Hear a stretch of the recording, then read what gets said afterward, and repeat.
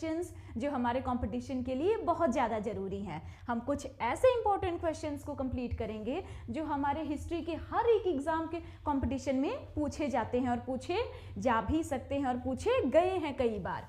अब जैसे देखिए, आज हम पढ़ने वाले हैं प्राचीन भारत के इतिहास। प्राचीन भारत के इतिहास में कुछ ऐसे सवाल हैं जो कई बार पूछे जाते हैं। जैसे देखिए, एक सवाल है हम लोगों के सामने। सबसे पहले, अभिलेखों के अध्ययन को हम क्या कहते हैं? अभिलेखों के अध्ययन को, अभिलेख का मतलब क्या हुआ?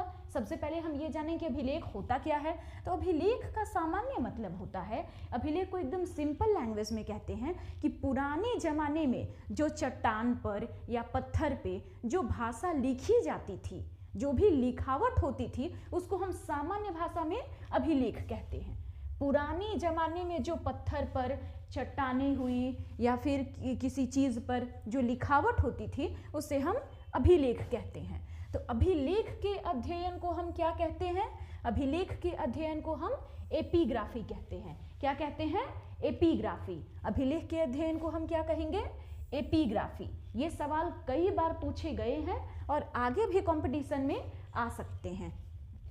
दूसरा सवाल, भारतीय पुरातत्व विभाग का जनक किसे कहा जाता है? अब इसमें सवाल है कि पुरातत्व क्या होता है? पुरातत्व का मतलब होता है पुराने युग के जो तत्व, मतलब पुराने युग के जो सामान इतिहास में उपयोग किए गए थे, उसको हम पुरातत्व कहते हैं। तो भारतीय पुरातत्व विभाग का जनक किसे कहा जाता है?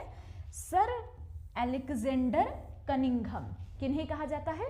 Sir Alexander Cunningham. ठीक है, अब हम आते हैं तीसरे क्वेश्चन पे। भारतवर्ष का सर्वप्रथम उल्लेख किस अभिलेख में मिलता है?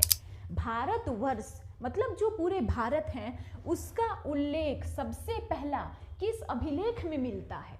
किस अभिलेख में मिलता है? हाथी गुम्फा। नाम क्या है उसका? हाथी गुम्फा अभिलेख। कौन सा अभिलेख है वो? हाथी गुम्फा अभिलेख। हाथी गुम्फा अभिलेख। इस अभिलेख को हम याद रखेंगे। क्यों याद रखेंगे? क्योंकि ये भारत का सर्वप्रथम उल्लेख, मतलब सबसे पहले हाथी गुम्फा अभिलेख में ही बताया गया है। अब हम आते हैं चौथे सवाल पे। अब दीर्भिक्ष शब्द का सर्वप्रथम उल्लेख किस अभिलेख में मिलता है? सबसे पहले हम मतलब समझेंगे कि दीर्भिक्ष का मतलब होता क्या है। दीर्भिक्ष का क्या अर्थ होता है? तो दीर्भिक्ष का अर्थ होता है वैसा समय जब भिक्षा मिलना भी संभव ना हो, मतलब अनाज पानी मिलना भी संभव ना हो।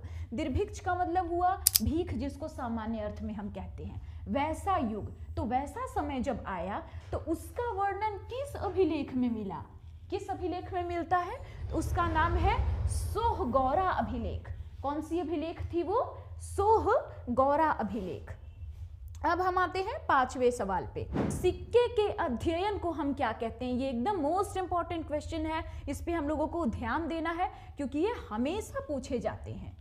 ये सवाल हमेशा पूछे जाते हैं कि सिक्के के अध्ययन को हम क्या कहते हैं? सिक्के के अध्ययन को हम क्या कहते हैं? तो उत्तर क्या होगा इसका? मुद्रा शास्त्र। उत्तर क्या होगा इसका? आंसर क्या होगा इसका? मुद्रा शास्त्र। इसको याद रखेंगे हम। मैं यहाँ पे स्टार मार्क बना दे रही हूँ, ठीक है? ये स्टार मार्क क्यों बनाया जा रहा है? क्योंकि ये सिक्के का जो सवाल है वो हमेशा पूछा जाता है। तो सिक्के के अध्ययन को हम क्या कहते हैं? मुद्रा शास्त्र। क्या कहते हैं? मुद्रा शास्त्र। अब हम आते हैं 6 नंबर के क्वेश्चन में। भारतीय मंदिरों की कला शैली क्या कहलाती है? भारतीय मंदिरों की जो कला है, कला शैली का मतलब क्या होता है पहले हम ये समझेंगे। मैं यहाँ पे आप लोगों को एक एक वर्ड के बारे में एक्सप्लेन कराऊंगी कि सवाल क्या कह रहा है। आप जिस दिन आप सवाल समझ जाएंगे, आप उसका जवाब बनाने में सक्षम हो जाएंगे। देखिए क्या कह रही है यहाँ, भारतीय मंदिरों की कला शैली क्या कहलाती है? कला शैली मतलब वहाँ की जो बनावट है, जो कला आकृति है, बनावट है, वो सभी क्या कहलाती है? सिंपल भाषा में उसका उत्तर क्या होगा? नागर शैली। कौन सी शैली? नागर शैली। कौन सी शैली? नागर शैली। नागर शैली क्या है? कला शैली। नागर शैली क्या है? कला शैली। कला मतलब तो आप लोग जानते हैं कि ड्राइंग होता है, आर्ट होता है, जिसको हम कला कहते हैं। तो कला शैली, जो पेंटिंग हुई, जो नक्काशी हुई, वो कला शैली क्या कहलाती है? नागर शैली। कौन सी शैली? नागर शैली। अब हम आते हैं 7वें क्वेश्चन में। 7वां क्वेश्चन क्या कह रहा है?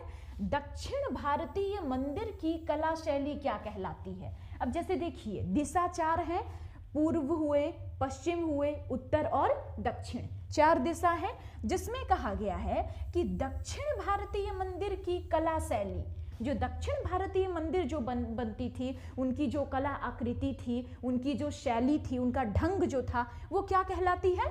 द्रविड़ शैली। कौन सी शैली कहलाती है? द्रविड़ शैली। द्रविड़ शैली का संबंध किससे है? दक्षिण भारतीय मंदिर की कला से। द्रविड़ शैली का संबंध किससे है? दक्षिण भारतीय मंदिर की कला शैली से। ठीक है, इस टर्म को हम याद रखेंगे।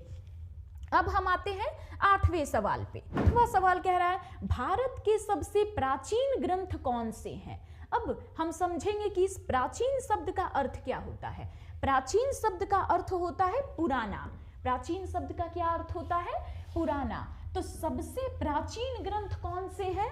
तो यहाँ पे उत्तर क्या होंगे? सबसे प्राचीन वेद हैं। वेद। सबसे प्राचीन ग्रंथ कौन से हैं? वेद हैं।